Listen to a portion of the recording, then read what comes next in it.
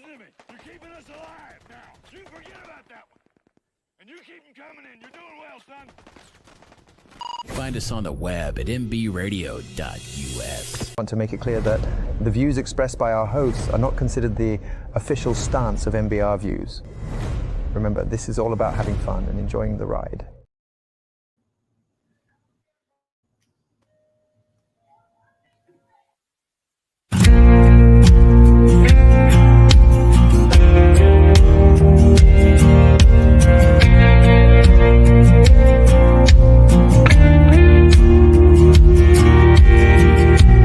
Monday morning, kids ready for school. Put on a face, he's been a fool. Said he's sorry, I left my keys.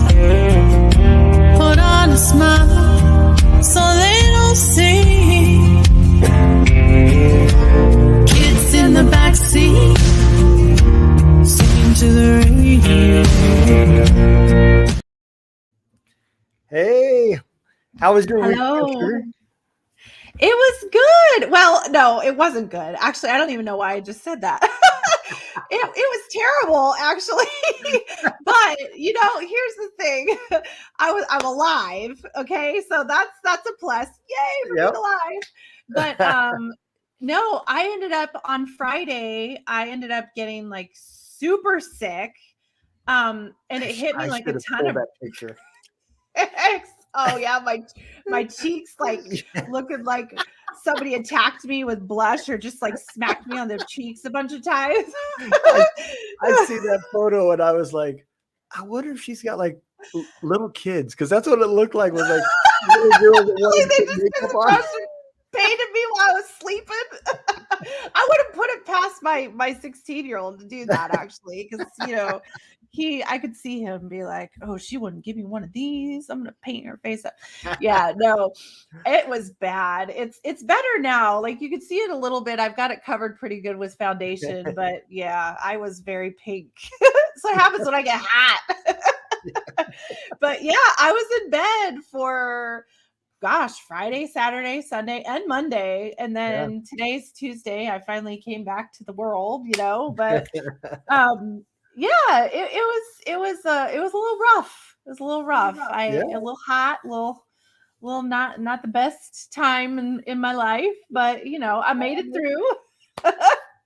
So, and every day I woke up and I was like, all right, God, it sucks right now, and I'm hot as shit and I'm uncomfortable, and I really can't move. I feel like my bones are glass, but thank you for waking me up this morning. And help me to just appreciate being here and help someone else today. So I got on and I did my motivational videos, and I'm just like, hey guys, I know I'm sick as hell, but I'm dedicated to say that you're not alone today, and I love you, and I'm glad you woke up. So I made a positive out of a negative somewhere there. Absolutely. How about you? So yeah, this week, I deal with headaches a lot, and for the longest time they've gone away, and within the last 5 months or so they have came back, and so I've been trying to figure out why, and I thought, well, maybe I need glasses. So I went and got my eyes checked, and yep, I need glasses. So I put glasses on. I started wearing glasses, and the headache said, "Ha, fooled you, bitch. That ain't it." So I'm still trying to figure it out, but for the last 3 days, I've been fighting headaches and everything else, and if today finally went away, so I finally got some of the honeydew list done. I got the yard mowed and everything else, and it just sucks when you're at work and dealing with everything else, and you got headaches, and on top of that, I finally got my glasses, my safety glasses, and this is messed up, man. I got the glasses and I can see better without them. I don't know what the hell they did. Did they put your prescription in there? I have no idea because I used the same prescription for online where I ordered my actual glasses, and I couldn't afford the glasses from the place that I had my eyes checked at, Oh but yeah. the company paid them for my safety glasses. Yeah. So my sunglasses that I bought through Walmart, which are prescription, with the same prescription that he gave me, worked just fine. My regular glasses worked just fine. The safety glasses, the only difference is I didn't get single vision, I got transitions. So because I'm nearsighted, so I can't see far. I guess is that Yeah. So did you get a progressive? So you have like a no line trifocal in there? So, yeah, that's a trick. Oh man, it is Especially messing me up. Yeah, you gotta like bring them down in your nose a little bit. So that way, like when you're looking out, you'll be able to see through the distance portion. And then you got to bring them up a little bit to be able to look through the bottom portion, which is your reading portion. And then in the center, right there is your computer distance. So it's kind of like you have to play like a whole game to figure out where your sweet spots are. I almost tested the strength of them today. I'm not gonna lie. Oh, I finally ripped off the side shields, because I was like, well, maybe it's these damn things, and I'm like, this sucks. Well, see, I will say one thing. It's tough when you're doing a progressive online. They go with what's called your PDs. Okay. So your pupillary distance. So you probably had to write down some 32 by 32 or whatever, numbers in there. And so that's where they line up your pupillary distance. So because they don't have you in front of them, it might be that, something on the frame needs to be adjusted a little bit, like behind the ear needs to be heated up and bent in just a little bit, or the nose needs to be heated up and brought down a little bit. Cause I'm assuming their safeties are plastic, right? Or did you get metal? I got metal. They're wired. Okay. So do you have plastic nose pads then, or silicone nose pads? So you could adjust those a little bit, and you can even try adjusting like behind your ear a little bit too, to see that sometimes it's just a matter of getting, that progressive in the right place. And because they don't have your face in front of them, it's harder for them to like fully measure. And then when the glasses go on, they tend to sit farther behind the ears. Mm-hmm. So sometimes adjusting those a little bit and then bringing them in just a little bit in the nose pads, that can help a little bit. Well, I'll give it a whirl tomorrow. You almost gave it a whirl today. Oh, I did too. David says carb insert for your glasses. Yeah, I'm gonna tell you. You don't put a challenge in front of a mechanic, because I'm gonna tell you something. I was sitting at my desk and I didn't like the side shields on them, and a guy walks in, and on my desk is my glasses, some channel locks, a screwdriver, and a box cutter. I was carving away trying to get these off. That sounds like a dangerous concoction for your glasses. Oh, I'll tell you, I had them in pieces, but I got them off, and I was like, okay, well now maybe I'll be able to see. And I put them back on. I'm like, damn it, I still can't. Take them into your local eye doctor and have them adjust them on you and see if maybe that helps. Or maybe they just forgot your prescription in there and gave you something else on accident. I think they got pissed because I didn't buy my glasses from them. So they're like, I'll show his ass. Yeah, right. Or maybe your prescription's not in there at all. I don't know. I don't either. Oh my goodness. So, I guess that kind of leads into today's topic, keeping a positive attitude and trying to bounce all that negative shit away from you. You've had to deal with sickness and health, and we've even had to deal with some chat people and different things like that this week. So let's kind of I had an incident at the grocery store this morning. That was not fun. I had to keep a positive mindset for that one. Yeah, we got to hear that story. Oh Lord. Remember I told you everything always happens to me. Okay. What is it? Keys in the trash can, clothes on backwards. oh hell, I can't remember what the last one was that happened. Something else that, oh yeah, my pants were unzipped. So you don't think I'm like a big old mess, you know? I promise I'm not. I just, you know, for some reason, random reason, things happen to me. Like I dress quite, you know, well and professional and all that good stuff. Well, I went to the grocery store this morning, and okay, you gotta remember, like I'm just getting off of being sick. So I've got this like brain fog going on that has been with me for a couple of days now, like really space cadet. So I go into the grocery store today, and I'm pretty sure, okay, that I buttoned these before I went in. And I will say that I'm not 1,000% sure, because like I said, my brain's been a little like, I think I had COVID, because, you know, you get that space brain going on. They say that's part of it.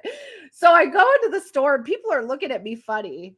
And I'm thinking to myself, I'm like, why is everybody like staring at me? You know, ladies are like giving me the ugly eye, and men are like looking at me, and I'm like, okay, what is going on? So I go and I check out my groceries. I shit you not. I go to check out my groceries, and I have my groceries in each hand. Nobody says a thing to me, by the way. Okay.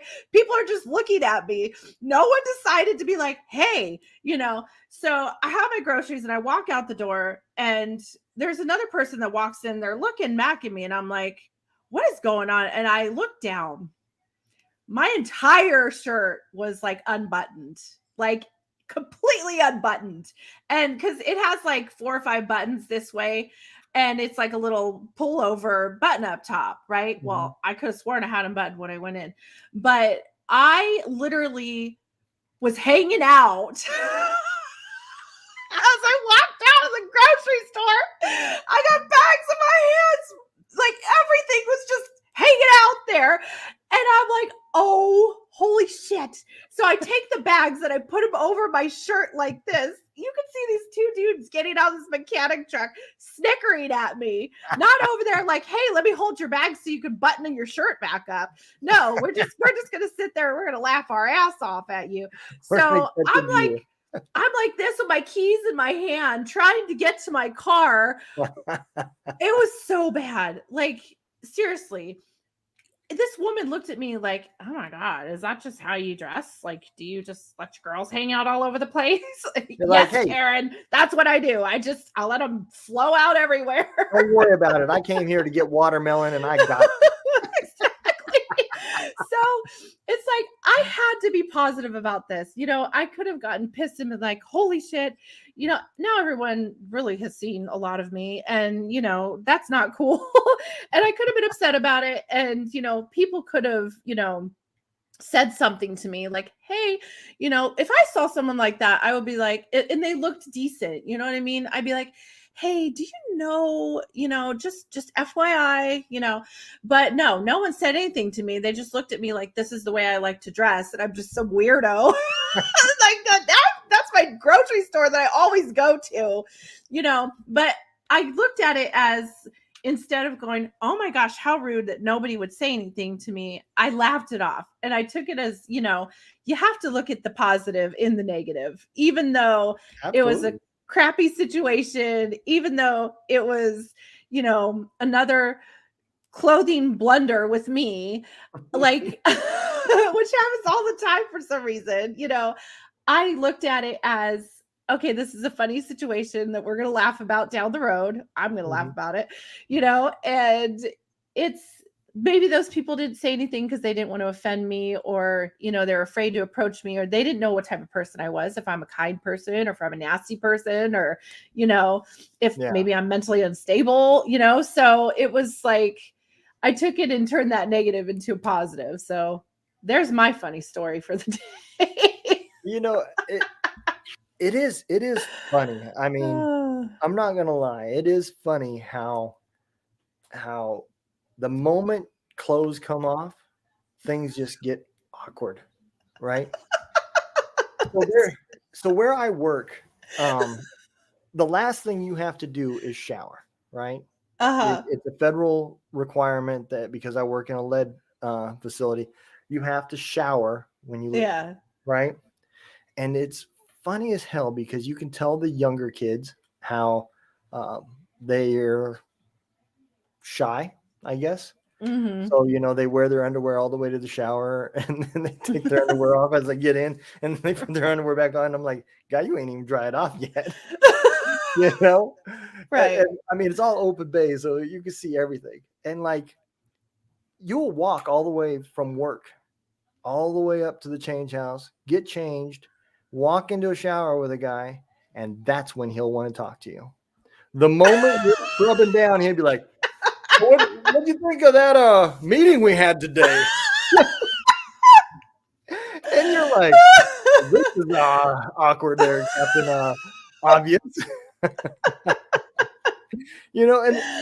And I had another guy, he loved to Captain Morgan people. So he would come out of the shower and stand in the hallway and put his one leg up on a stool, drying off, Lord. and just stand there and talk to people, man. So I don't think anything like that would ever even make me feel awkward anymore compared to that Oh my type of gosh. stuff, So when you just said his one leg up on a stool, I totally misunderstood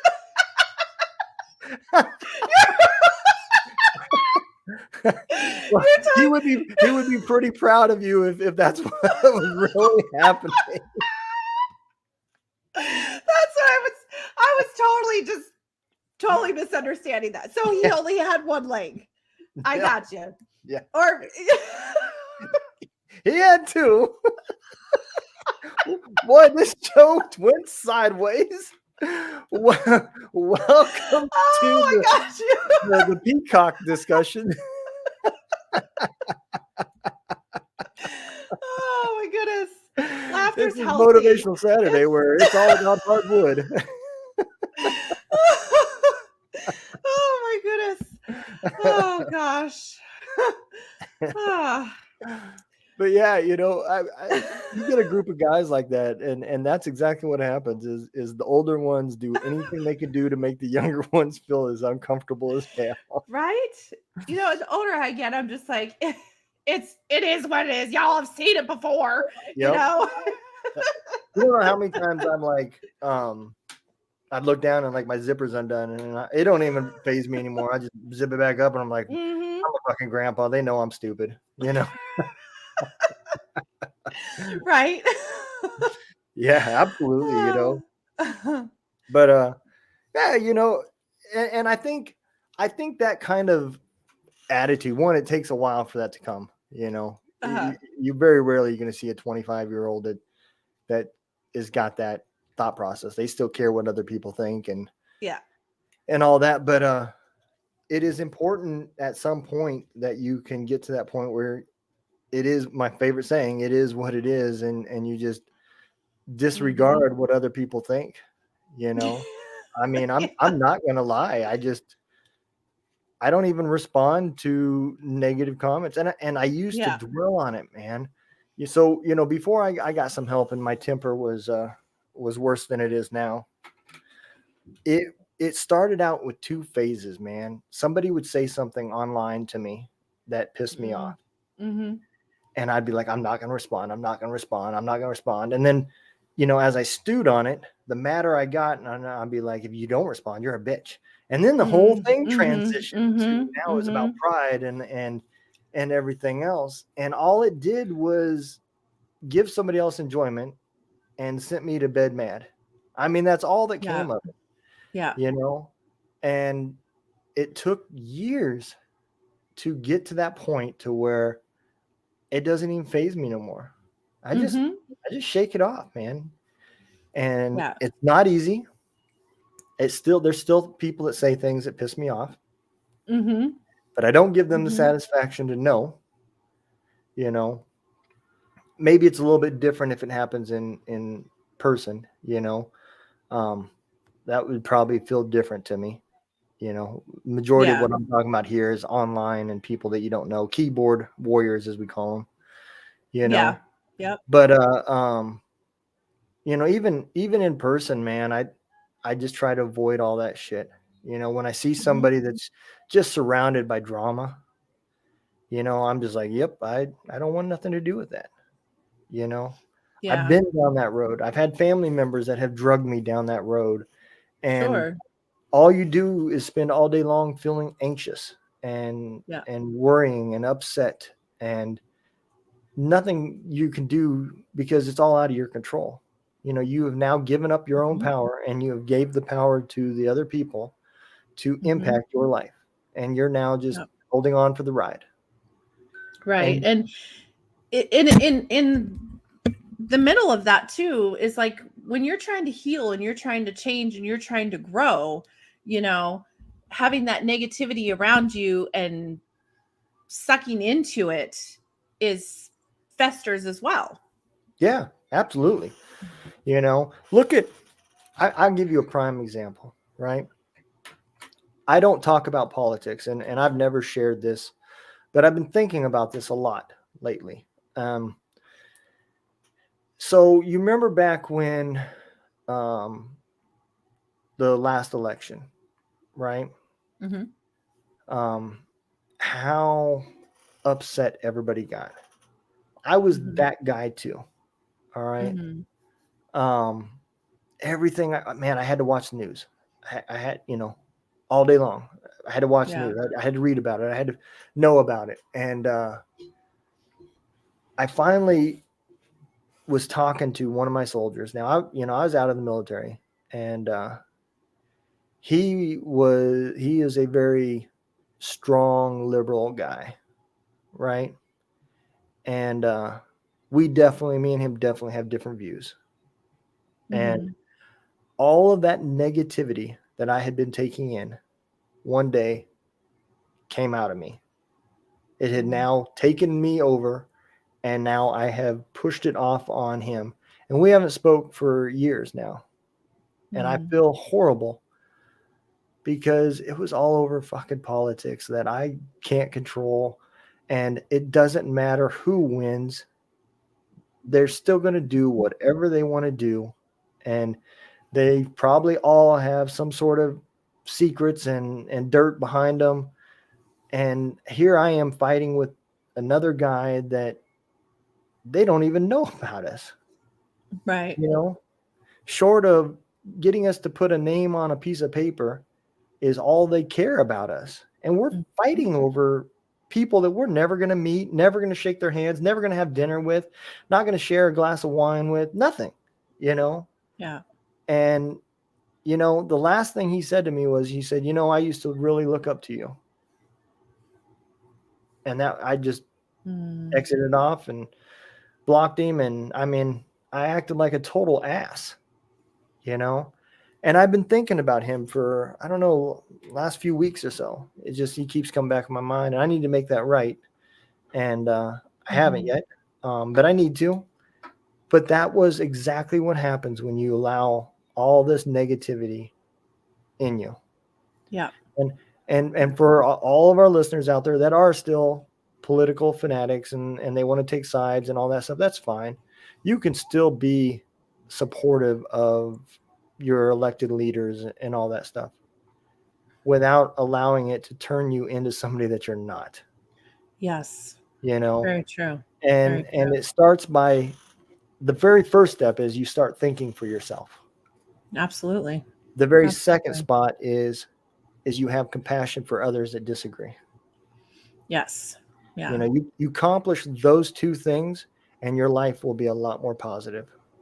Yeah. You know? Absolutely. And that's really very, very true because when you got to think about too, when you're getting into it with somebody, whether it's in person, whether it's online, whether it's, a family member, whether it's a friend, whether it's an employer, right? You Mhm. never know what someone else is going through also. Yep. So when you come at someone and you attack them because of a certain way that they're thinking about something or a certain way they believe in something or whatever it might be, they have their own, we all have our own thoughts of how Mhm. we think of things and we look at things, right? And you made up a great point that you know two people can fight tooth and nail over a situation of somebody else that doesn't give two shits about you, and you're never going to meet. You're never going to get to know this person. You're never going to, you know, find out their intimate details. You're never going to have any of that, you know? Right. So you're tearing each other apart, which is what a lot of people want anyway.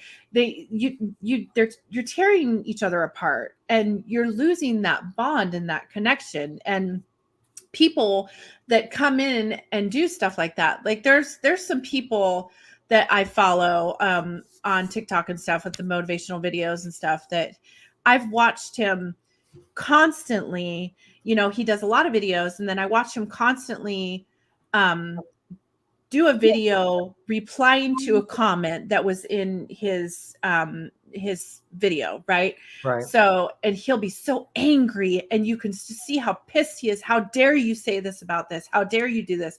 How dare you do this? And the thing is like the person on the other end, they're being hurtful on purpose.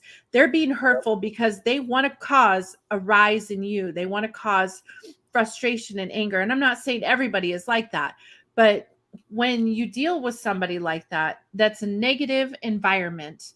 And like you said, you go through things, and people will say things, and you go, oh, I'm going to get him. I'm going to do this. I'm going to do that. And then you develop that anger in your own heart, and you develop that resentment and that revenge in you. So then all of a sudden you're seeing red. You're not able to even think logically anymore and be like, okay, you know what? Maybe he's just having a bad day, or maybe this person really doesn't have anybody and this is how they reach out, or maybe this person has really gone through a hell of a life, you know, and they don't know how to be a normal human being or ask for help. So this is what they do. They lash out. This is how they do it. People don't think common sense like that these days, you know, and for you to be able to come back and be like, you know, I realize now that so many months ago or so many years ago, when I handled a situation like this, you know, I was angry and I took it in my own hands, and I got upset by, you know, the things that transpired between the two of us. And we ended friendships and we ended connections because of our disagreements, because I was angry about something else. You know, you had other stuff going on inside of you. It wasn't just because of the presidential, you know, debate. No. It was because you had a lot of stuff inside you, and it comes out in people. And that's what people do to one another. They attack one another. They get angry. They sit there and they pull each other and rip each other apart. You know, so you made a very valid point. And yeah, that was all before getting some help. But so you take Soldier, we'll say Joe Snuffy. You know, Joe Snuffy spends 4 tours deployed, goes through some shit, and comes back and comes out. And now he only knows, if I'm going to deal with a situation, I have to deal with it with anger. That's the only emotion I can use, because that's what I was trained. In order for me to survive, I have to be pissed. And you add that. So now you take a guy that thinks that way. He's still thinking that way. It'll never go 100% away. And he goes out there, and then he starts taking in the social media stuff, right? Mm-hmm. So it could be as simple as he heard something. Prime example. They're looking to make government cuts, and they want to cut 25% from the VA. Instantly, veterans start Googling, right? They're not on Facebook, nothing, but cookies get saved. And now guess what? Every article that came up that was showing the one side of it, not the whole story, but the side to pull emotion out of you, starts showing up in your news feed. Yeah. Right. So now you've got that emotion that's already in you. This is the only way I can deal with it. I'm now mad because the government's going to take 20% cuts out of VA. I've confirmed this because I'm now seeing it in my news feed. So it must be true.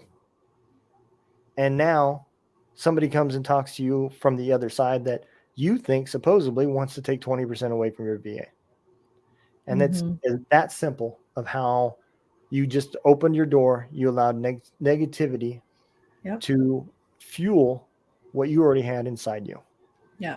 And it happens. I seen it. I've done it.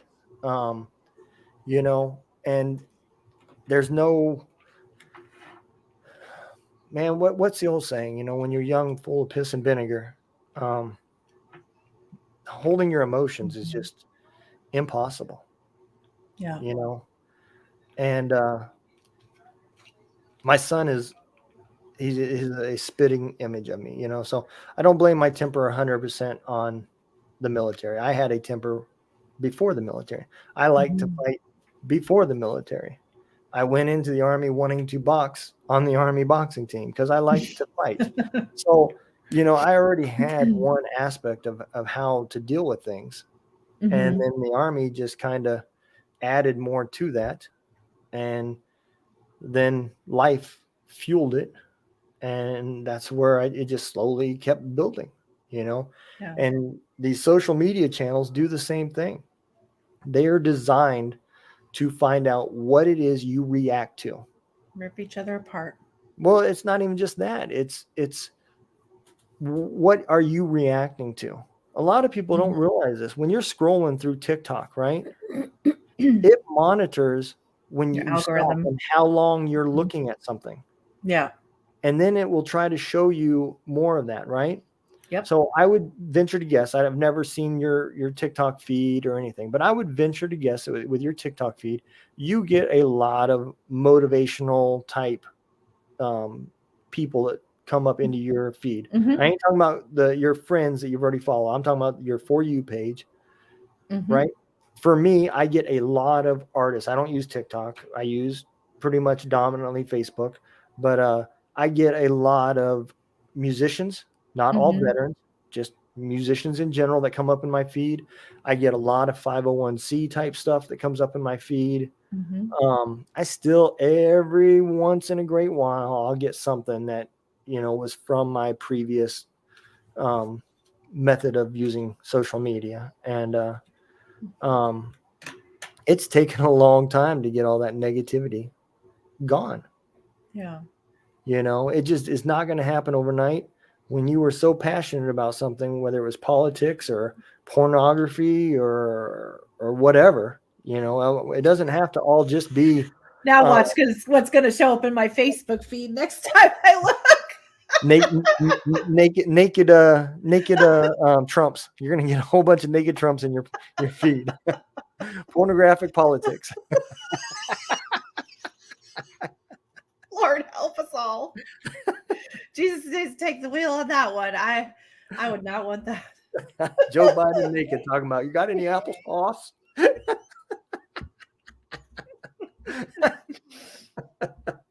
You almost made me spit my coffee out my nose.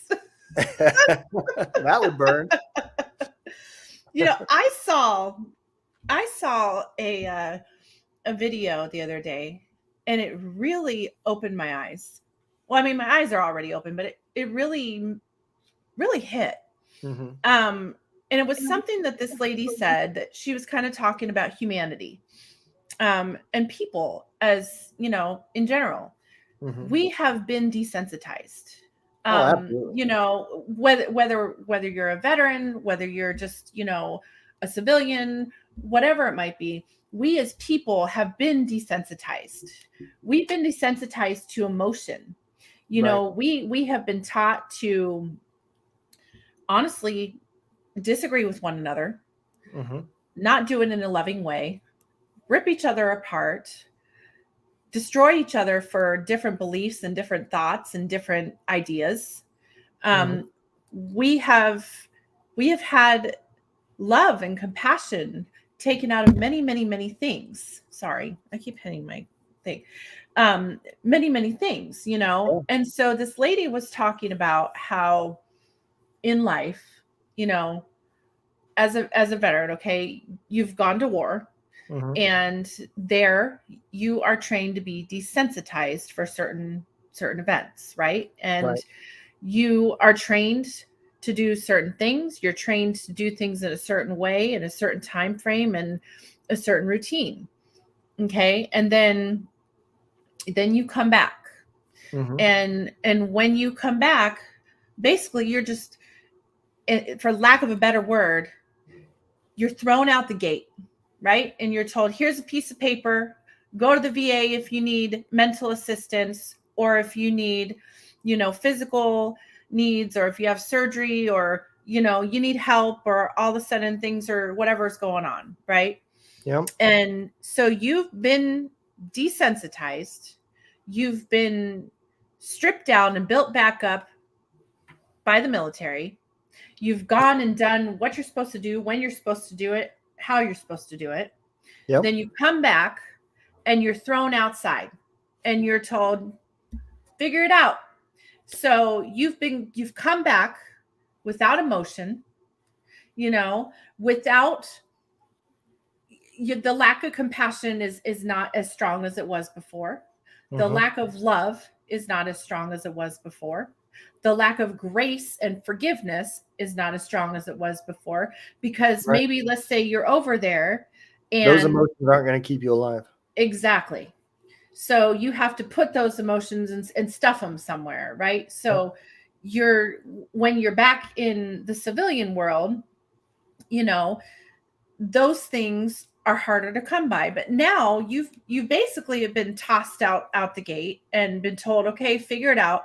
Here's the VA, get in line, we can get to you in a year or so, so now you're desensitized, you're emotionless, you don't have that compassion anymore, you don't have that unconditional love feeling anymore, you don't have that feeling of peace in your heart and grace and that light anymore, right? Because that has been stripped of you, and when you think about that in life, we live in a negativity bias. We've been taught to live in a negativity bias. We've been taught to, whether you're a veteran or not, you've been taught to prepare for the worst, and hope for the best, right? So you're out there thinking, all of a sudden, you're going to think negative first.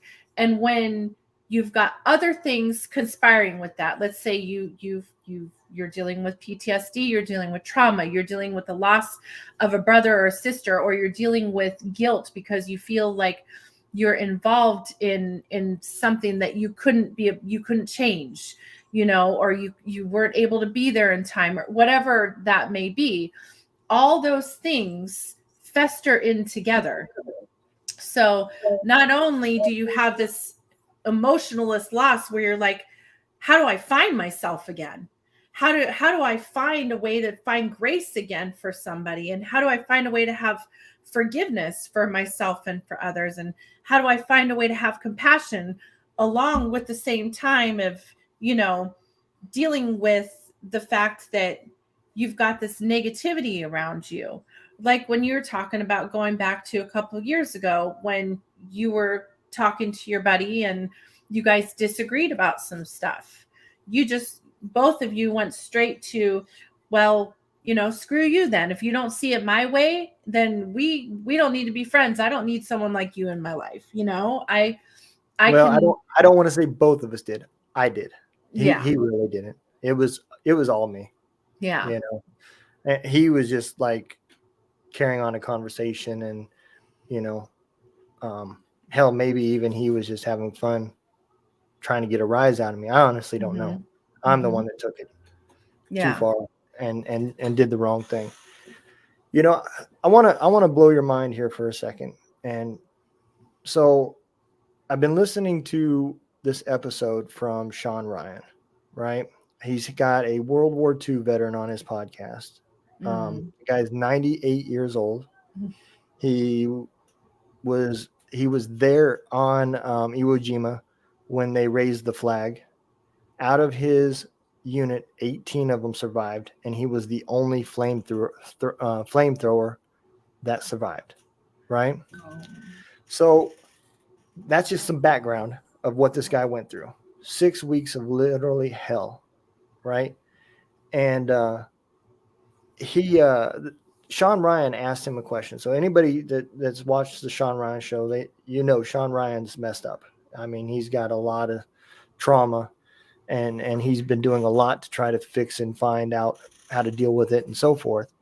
And he asked a question that I had the same question. It always went through my mind, right?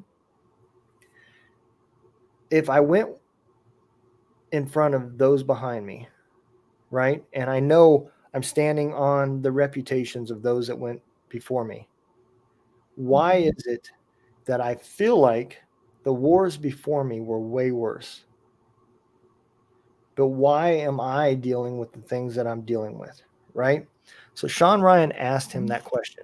He said, when you came home, did you have PTSD? And he said, no. He said, with all the horrible things that you've seen, you didn't have any problems or issues. He said, maybe for the first month or so, I might have had some bad dreams.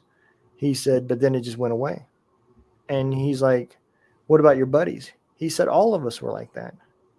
And he said, what is the difference then for all the wars that went after you? Because we know how the Vietnam era, the Korean War era guys came back. And that's really where PTSD was really bad, right? And he said, what was the difference? He said, you weren't fighting for a cause. He said, every war after the world wars was government putting their nose in places that people do not belong. He said, the Arabs are going to fight. They fought since the biblical times, all the way back when they went after Jesus's people. He said, you're not going to change that. He said, so you guys went and fought a war and then discovered you were lied to. He said, that's why everybody after us is messed up. He said, our wars, if you couldn't be there pulling the trigger, then you were doing something in America to aid the war effort, whether it be recycling or stitching or whatever, you played a role and you had that support. And don't get me wrong, I feel like the veterans of today have way more support than the Vietnam era guys, but he is truly right when you come back, because it happened with me too. I came back, and the closer I got to getting out, the more I seen the bullshit that was fed down my throat, right? And again, keep in mind what we just talked about. The only emotion I knew how to deal with was anger. So I just got done spending 68 months deployed, not all at once, but throughout a 20-year career, fighting for a government that has lied to me. And people wonder why we don't trust people anymore. It wasn't about helping others. It was the biggest lie and cover up. And it's happened ever since, and I, again, I don't know that gentleman, but I'm going to tell you 98 years comes with wisdom. He's a minister. And I listened to that whole podcast, and I think I'm going to go back and listen to it again, because I do believe a lot of what he said, and it does make sense. Since the World War I and II, name a reason why we're losing service members for a good reason. The only argument you could make is 9/11. That's the only argument you can make. And I'm going to tell you where the lie came from. That war could have been over in a matter of days if we were really going after one individual. But that isn't, we were lied to about it. That war lasted for 20 years because they wanted it to last for 20 years. And it's because they didn't give a shit about Americans, soldiers, people, anything. Yeah. Right? And the last thing that guy did on the Sean Ryan show was he sang God Bless America. 98 years old. And that's where you started reevaluating. Every emotion doesn't have to be anger. Right. I can be pissed at the government for lying to us and the way things are going. I can even be mad about politics if I want to be. But every situation doesn't have to be dealt with that same emotion. Right. That's where you have to be able, that's where we've changed. Yeah. And it's because, just like you said, we were dealt with and given the tools to survive. And that was one of them, was teaching you to be pissed, you know, and teaching you to deal with what was in front of you. Because if you didn't, you were weak. And so when you come back out, that's what happens, you know, and that emotion bleeds out with you when you're even thinking you're trying to be happy. You're going to relax and enjoy yourself. And you find yourself surfing on the internet looking for negative shit. Yeah. You know? And it's such a true statement. And it goes back to us being desensitized, you know, just even just as people, you know, especially our veterans, you know, especially you guys have been desensitized, I would say more than any of us, you know, when it comes to all that. And then, you know, how do you get that back? You know, how do you find a sense of hope again? How do you find a sense of grace again for others? How do you find a sense of compassion and understanding instead of going right to, you know, anger, or right to, you know, revenge, or right to, you know, whatever it might be, to just handle the problem and get it over with and be done with it, right? Like, how do you go about that in a whole different way? And that's what so many people do today, is that they handle the problem, whether it's in your household, or it's at work, or, you know, it's online, or it's, you know, at the store, or random, right? Right. People handle things by just coming in, being negative, assuming something is a certain way, you know, and handling it right then and there negatively. But how about taking a step back and, you know, especially in the home life, you know, when a veteran comes home from deployment, in the home life, when, let's say your veteran comes home and he's gone through quite a bit of hell while he or she's been overseas. And, you know, next thing you know, you've got someone over here that's like, you know, what's wrong with you? Why can't you ever fix anything? What's your problem? How come this is going on and that's going on? And, you know, you suck at everything you do. And why do you have to do things this way? Right. You have that negative mindset. So as you're trying, you've already been desensitized. And as you're trying to find yourself again, okay, and find that love in you, and that human emotion that you're supposed to have, right? That compassion, that grace, that love. And you got someone else over here that's constantly being that negativity bias and pushing you down and pushing you down and pushing you down. You're going to go into a swirl of a negativity bias yourself, you know, and then getting out of that to even be able to find yourself and resensitize yourself is almost next to impossible, depending on the environment that you're in. It is, because you got two things that are going against you, right? One, you know, people that are trying to heal, they think that they think there's a time limit. It has to be done now.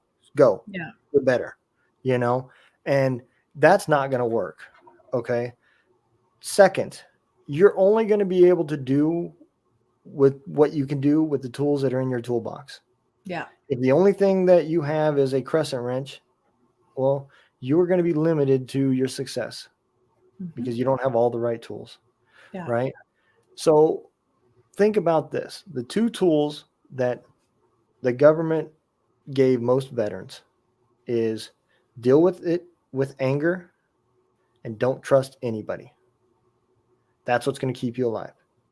So all the way down to that 6-year-old kid that's coming running towards you, you don't have to deal with it with anger, but I can promise you, you don't trust him. Yeah. You know, and those are the emotions that snap through. I don't have to be mad, but I'm not going to trust him. He might have a bomb. He could have a grenade. He could just want candy. I don't know. I'm not going to take the chance. I don't trust him. Yeah. Right. So you take those two things, right? And now your tools are working against you, because the first thing that comes out when somebody offers to help you is, I don't trust you. You know, that guy coming and saying, hey, I know a guy that can help you. instantly, I know I do. I go with, yeah, whatever. You're probably full of shit, right? And then the second thing, when you find out it's not the way you think it is or the way he explained it, you instantly go to anger. So now your tools are actually working against you because you have nothing in your toolbox to help you for the new project that you've started.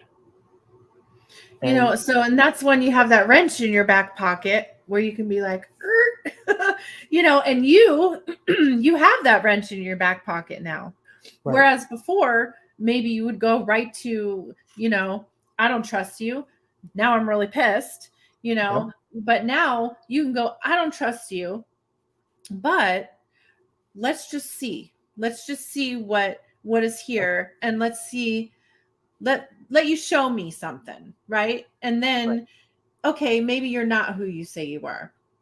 All right, instead of me throwing you across the room, or pummeling your face, whatever it might be, right? Like, instead of doing that, you're going, you know what?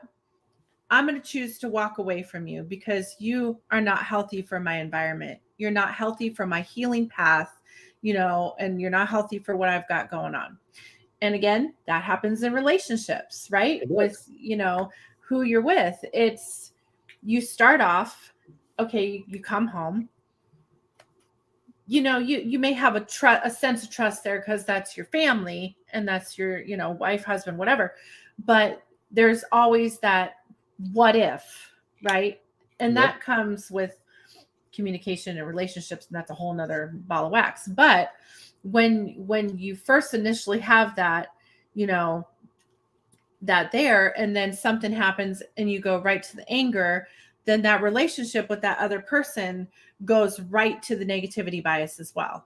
And goes right to the anger, goes right to putting the wall up, right to the, if you're going to do this, I'm going to do this. And then now we're going to have a tit for tat, and instead of being able to take a step back and go, okay, I got to look at this a little bit differently, getting to that step is so important. And you're right. It takes a lot of time to heal, and it doesn't happen overnight. And it's absolutely true that your tools you build along the way. You may start with one, and you may meet somebody that you never thought you'd meet, whether it's a coworker, a friend, a business partner, a relationship, whatever, that they may have 3 or 4 other tools that you didn't even know you needed, and now you got 4 tools in your toolbox to use at different times. And throughout, different things you go through, experiences in life and moments, you develop more and more tools along the way to start to help you, and people come into your life for a reason, a season, or a blessing. Like, that is just so true. And, then you start to see, okay, I can use this for this, and instead of doing it this way, because this didn't work in the past, and I can do this over here and try a little different this way because this didn't work in the past, but it worked the last time I did it this way. So let's try it this and do it a little differently. And then slowly but surely, you're building up that toolbox of, knowledge, and that toolbox of, things that you can hold on to when you need them. And that's such an important thing to do. I know we're getting close to the end, but where I think that turning point comes from? And I never really thought about that until we had this conversation. That turning point of when you start realizing, hey, I can do it this way, I need to do it that way, is, and when you start putting those methods to work, right, versus just anger and not trusting, that point comes to you when you finally get to that spot where you seek happiness over the current path you're on. Once you put that more important than the troll in the comments, the person at the register that's having a bad day, the guy that cut you off when you're driving, when you put, I'm seeking to be happier in my life, more important than dealing with the negative people that you're going to encounter more of in your life than the positive. That's when you start looking for the tools that you need, and you put the tools that you had in your box back in the drawer, and you get the right tools. That's when it happens. Absolutely. I agree 1,000%. And that's a choice, It is. to seek happiness is a choice. You go through a point in your life where you're angry and you're miserable, and life is just,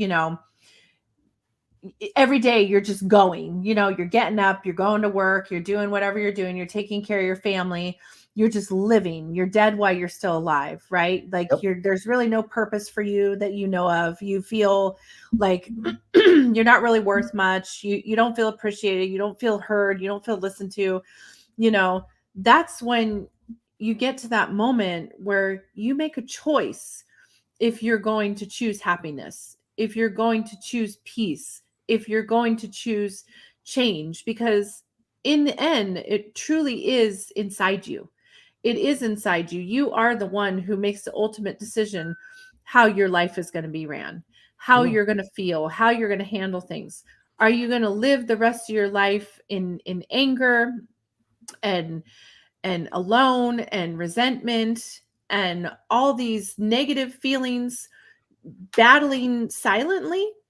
Or are you going to live your life with saying, you know what, there's more to life than this.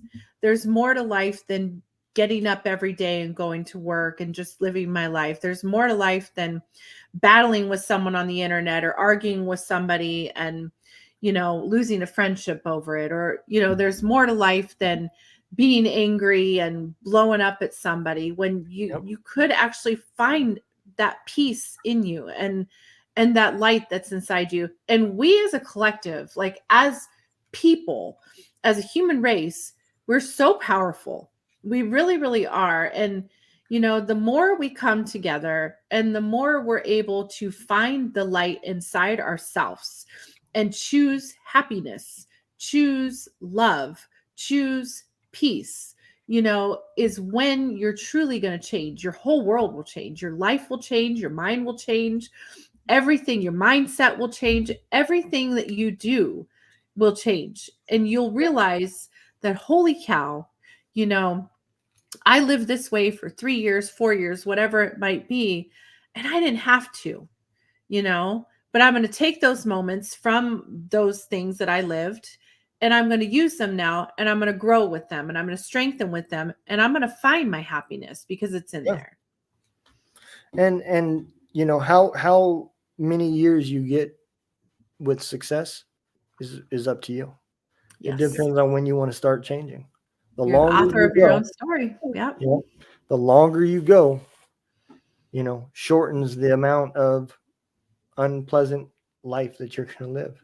Mm-hmm. And I'm 48. I'll be 49 this year, and I'll be honest. This year was when it hit. I was tired of all the drinking, all the negativity, the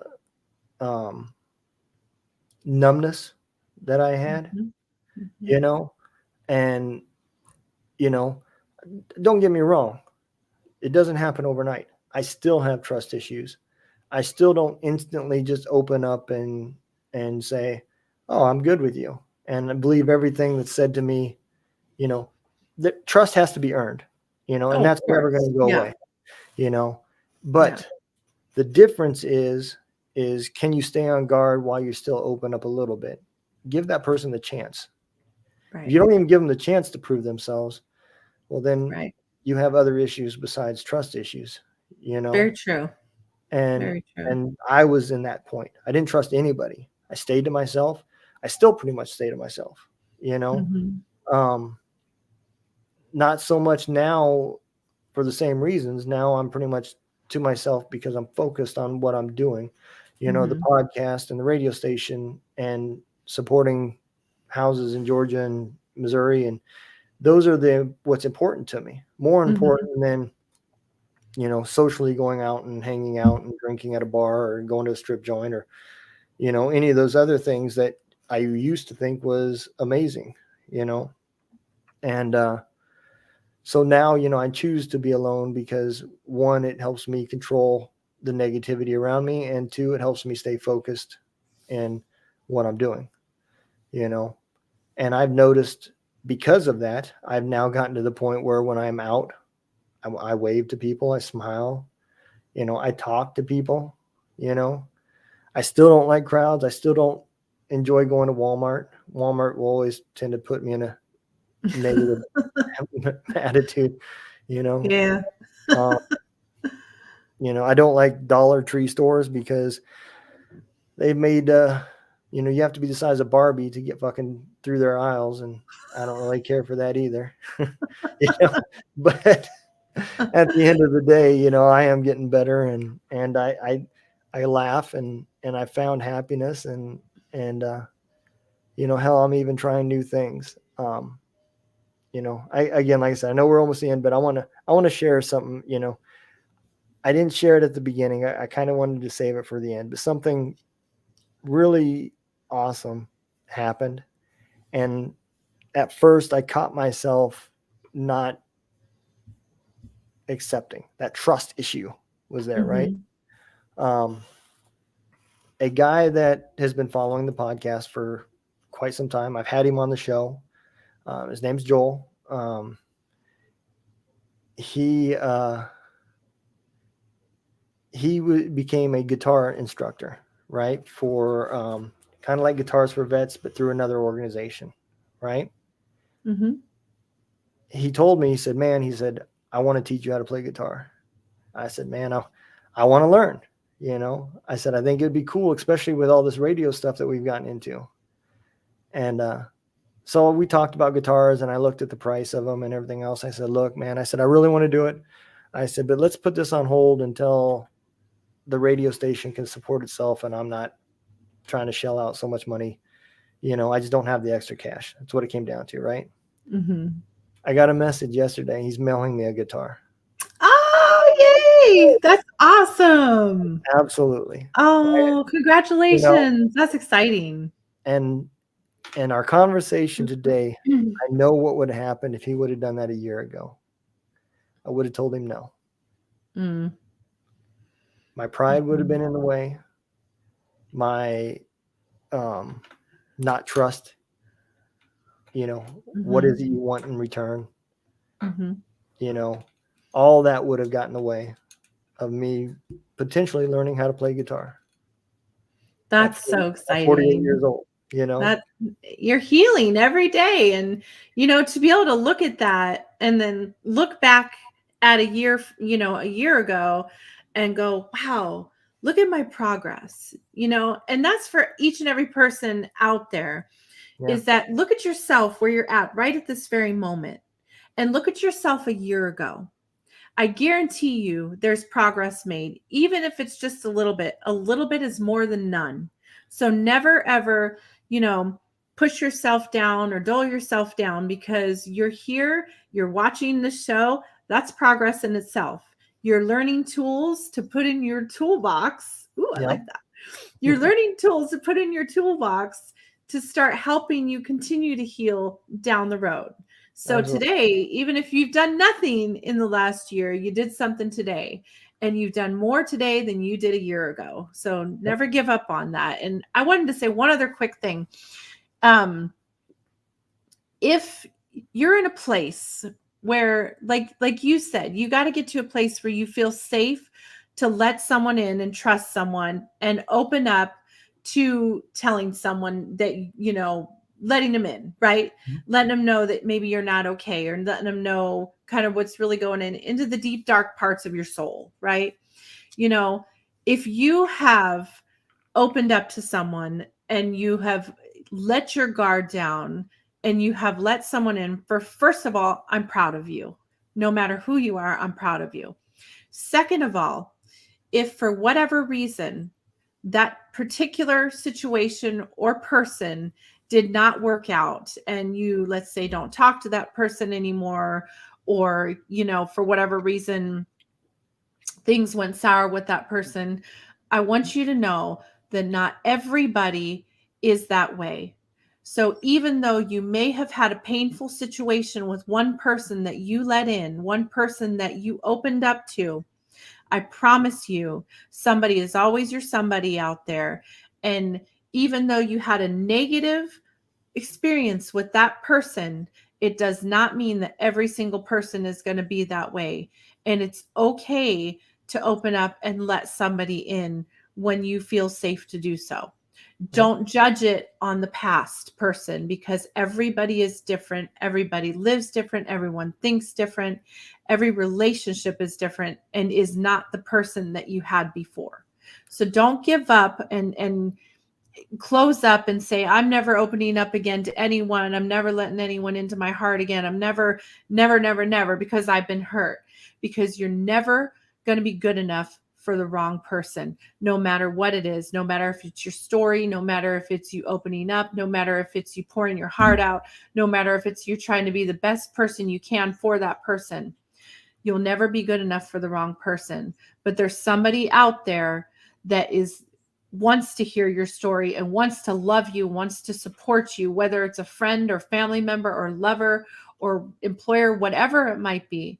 Don't give up on that and close up. Yep. And that same thing goes for when you're seeking help. Mm-hmm. You know, you go to the VA and very true. You have a bad experience. Don't instantly think every program out there is going to be a negative experience. Yes. You know, because even though you went to the VA and you had a negative experience, you learned something. You learn what you don't like and what don't work. And that's one less thing that you're going to have to deal with next time, because you're going to know sooner that method didn't work for me. And you want to go down the same path as that? Nope. Let me move on to somebody else. Now you just pick up a tool that you put in your box that allows you to know what it is that you're looking for. You may not know exactly what you're looking for, but you know what you're not looking for. Right. You know, and you got to start somewhere. That's right. That's right. Starting somewhere is the key. And you never know. That person might have the key to unlock your toolbox to all the tools that you have in there. You know, whether it's a therapist, whether it's, you know, someone professional getting help, or it's a friend, or it's a family member, or it's, you know, Joe Blow down the street. It doesn't matter who it is. Someone's got the key to your toolbox. So don't keep that padded lock on there forever, because I promise you there's someone that's got a key to the toolbox to all the tools to help you along that journey. Absolutely. Well, I'm gonna tell you, I think this turned out to be a good session. You know, yes, I think you know, I love the fact that, you know, we start with a topic. We don't never script anything. We don't never know where it's gonna go. Somehow it went into men's showering and Captain Morgan. I don't know how that happened, but hey, somehow we got back out of there and we ended up the right Lord have mercy. I tell you what. Yeah, that I totally pictured that wrong.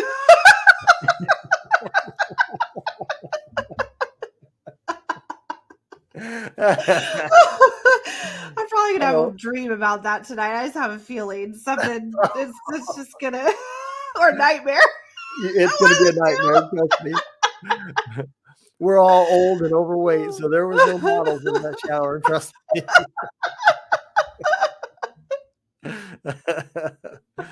All right. Well, I hope y'all enjoyed the show, and I hope y'all are taking something from us. You know, none of us are experts, and none of us portray to know it all, but we do live by one thing, and that is, if you need help, we'll be here to help. You know, sometimes I show it all. Absolutely. Like at the grocery store. Absolutely.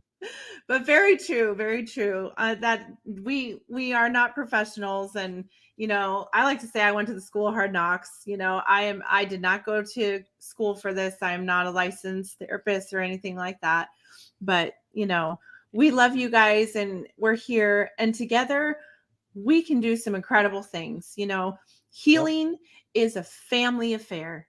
You know, finding yourself, finding your light, finding your soul family is a family affair. And that's exactly what we are. We're a healing soul family, just trying to make a difference one person at a time. Absolutely. All right. Well, you guys take care, be safe, and we'll see you next Tuesday. Bye, guys. Take care.